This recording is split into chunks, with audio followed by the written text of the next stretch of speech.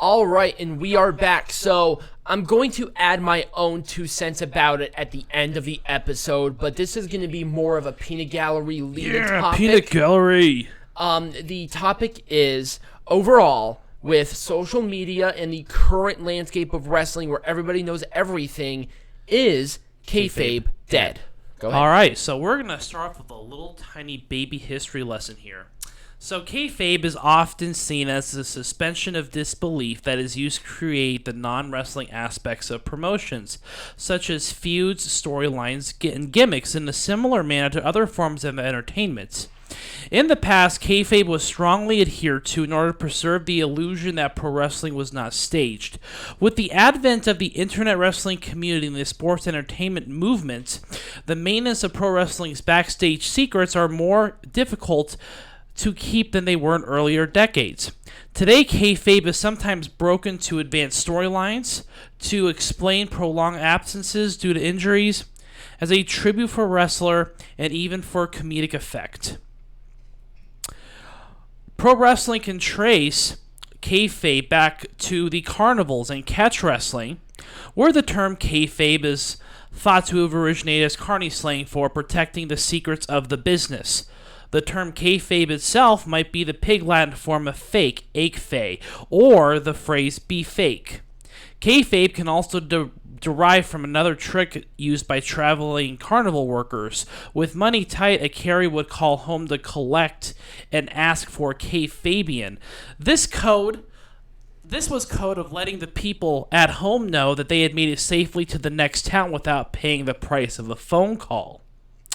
So the term kayfabe has been adopted by those outside the industry, with the popularization of first insider newsletters and later insider information available via the internet.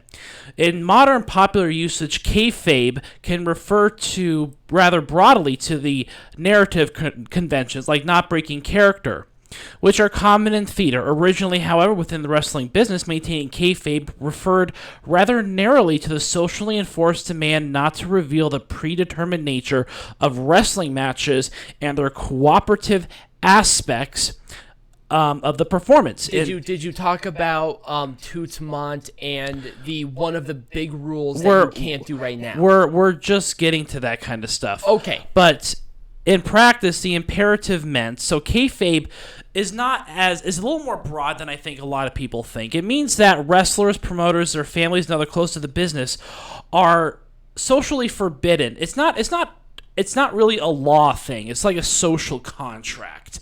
It's like you don't want to reveal your trade secrets. So from talking about the nature of their work to fans or the press specifically. So kayfabe really is not just like a storyline-driven thing. It is an overarching like trade secret kind of protection thing. And I'm thinking about doing a series where I actually go through some of these really obscure wrestling phrases and just go through the history of some of them that maybe people haven't heard of. But kayfabe is a very old style of just protecting the trade secrets of the business, especially back in the Carney days when they had to use a lot of code like that. So that's how that works. Obviously, kayfabe has been used in romantic relationships, like Macho Man Randy Savage and Miss Elizabeth. It has been used for It's been used in other areas of romantic development as well, like Kane and Lita. Sometimes they even evolve into real marriages, like Triple H and Stephanie McMahon. Many, quote, families have also been kayfabe, like the Four Horsemen, where Arn Anderson and Ole Anderson were portrayed as brothers, Edge and Christian, the Hollies, the Dudleys, the Brothers of Destruction, etc.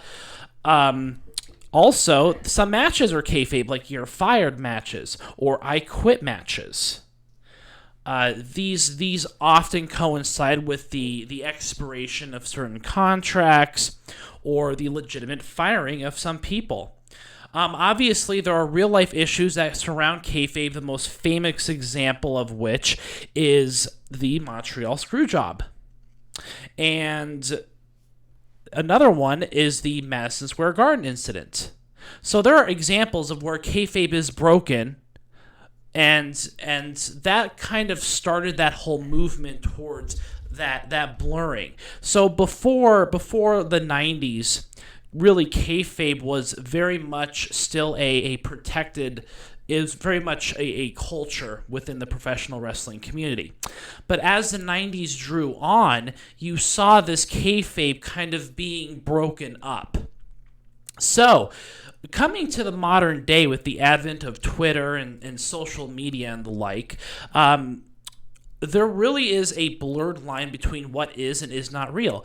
And we've talked about the success of things like Total Bellas and Total Divas, where kayfabe was legitimately broken because it revolved around the real-life stories of women wrestlers and their real-life husbands who were often wrestlers. So what you're starting to see is certain aspects of kayfabe changing, not necessarily dying off, but changing to meet the needs of a modern culture where you know everything that is happening. Let's see. So, again, there are a lot of ways in which kayfabe was broken. Vince Russo was very famous for having shoot promos, where wrestlers would just speak their minds. And, of course, in the 90s, that became a very, very legitimate form of promotion, of promo, is just having these people just talk. You have things like Hulk Hogan's match with Vince McMahon before WrestleMania 19, where there was real-life tension that generated interest.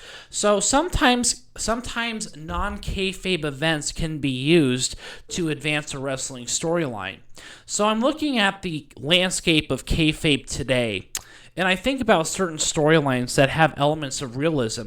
We'll talk about a rivalry that's happening right now with Jeff Hardy and Sheamus, highlighting Jeff Hardy's actual personal issues. Now, save it what you will, but that's blurring the line between what is real and what is fake. Let's talk about something that hadn't worked. Lashley and Lana. Everyone knows that Lana is married to Rusev. So obviously, in that instance, kayfabe did not work because everybody knew about the reality of the situation. It was super transparent.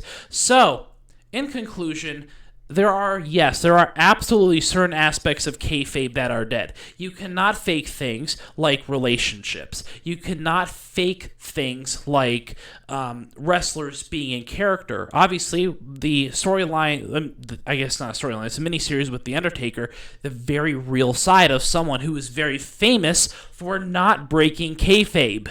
Right. So, there are certain aspects of kayfabe that are dead. You cannot do relationships on television if you absolutely know that these two are clearly married, or things like The Undertaker being able to break character. Now, there are some aspects of kayfabe that actually work, and these are the kinds of kayfabe I think that mend reality into a storyline. Yeah. Can I add my 2 cents to this? Yeah, absolutely. I think this is a great example of this. And the one thing that you did not put in that history thing before I get into that was Toots would talk to other companies, but they would use a telegram, with Morse code. So that's where a lot of the vocabulary comes from, with Morse code. Yes. So to make sure that these telegrammers, if they were wrestling fans, were not spread it because they controlled basically the world. Right. Also, one of the written rules, the unspoken rule that is still there to this day, you do not film the wrestler's locker room of any kind ever. Right. Because that's where a lot of that stuff is discussed. It's a private area, and that has been like that since the 40s. Right. So, with a great example, I think it's a really good example, which actually led to this person's infamy. Right. Sami Callihan. Yeah. And Eddie Edwards, where Callihan hit the chair was over Eddie Edwards' neck. Right. And he hit the chair barely, and he clocked Eddie Edwards right in the orbital bone, like shattering it. Right.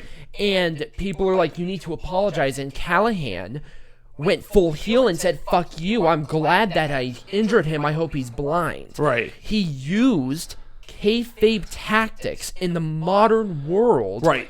to convey this heelness, and it really led to his aura. Right.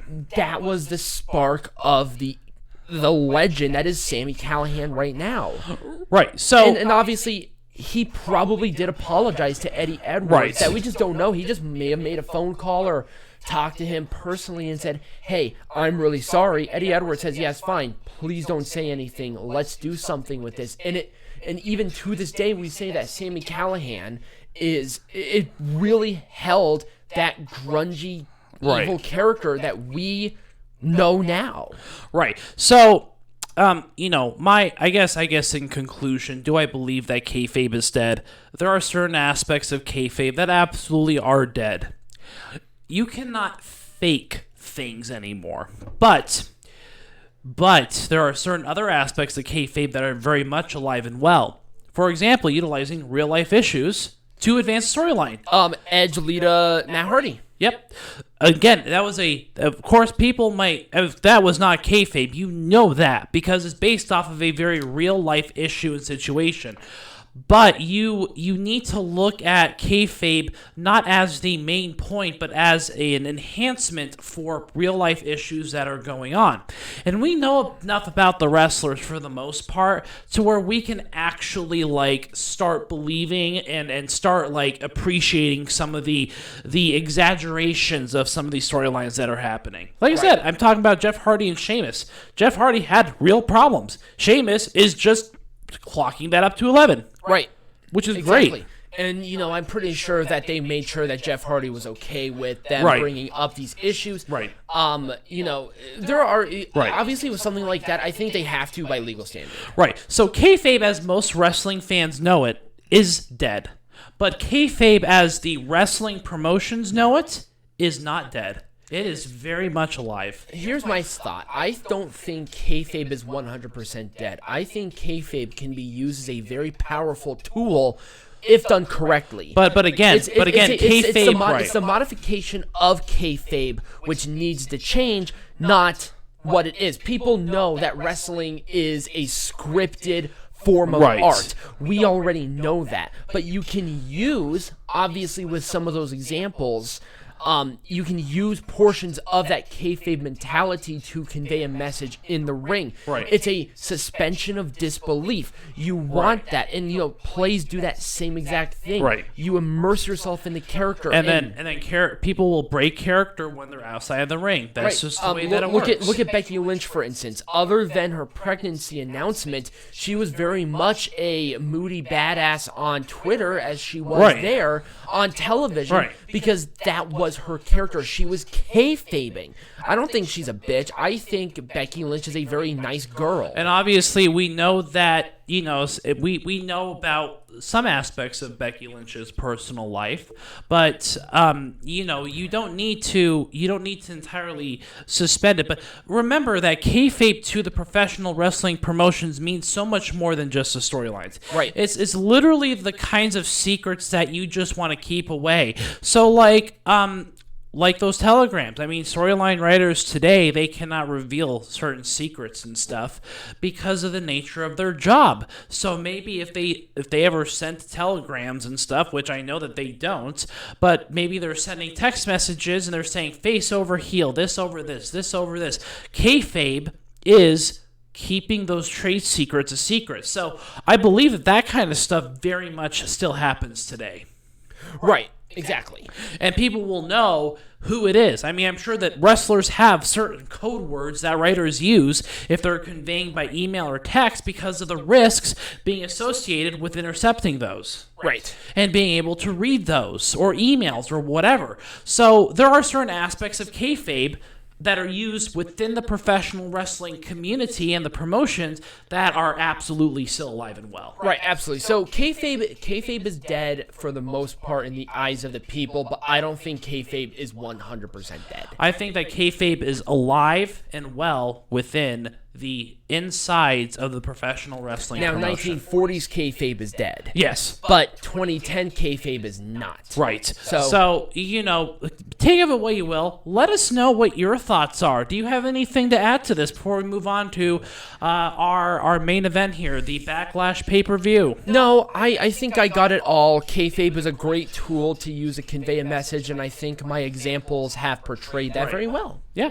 and so, like I said, I'm thinking about doing a series where I go through a certain word or something and kind of go through the history of it and whether or not it's relevant today. But let me know what your thoughts are in the comments, and we are very glad to help advance this conversation. Absolutely. So, when we come back, we are going to do the WWE Backlash review. Woo! You're about to listen to the Pro Wrestling Zone podcast, a Majestic production property.